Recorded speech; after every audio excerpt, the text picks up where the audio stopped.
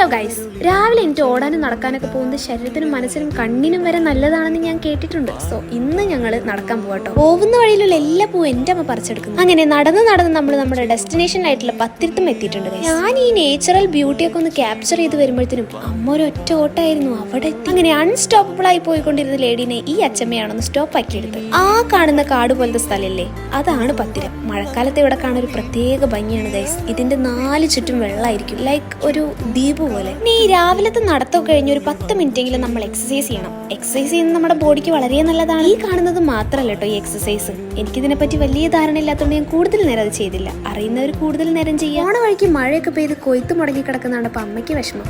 സംഭവം ആള് കൃഷിയൊന്നും ചെയ്യില്ലെങ്കിലും മറ്റുള്ളവരുടെ വിഷമത്തിൽ കൂടാൻ നമ്മൾ നടക്കാൻ വന്നതാണ്. കുറച്ച് സ്പീഡിൽ നടക്കുന്ന പറഞ്ഞു പൊടുക്കത്തെ സ്പീഡ്. പിന്നെ ഈ പൂവും കുറ്റിക്കാടും കണ്ടപ്പോൾ വീണ്ടും അമ്മ നിന്നു. ഇപ്പോഴുള്ള പൂ പോരാൻ തോന്നിയപ്പോൾ ഒരു ബോഗൻവില്ലയും കൂടെ പൊട്ടിച്ചിട്ടു. ഇതൊക്കെ കാണുമ്പോൾ എൻ്റെ അമ്മ ഒരു പറക്കിയാന്ന് എനിക്ക് തോന്നും. പക്ഷെ പൂവിനോടുള്ള ആക്രാന്തം മാത്രമാണ്.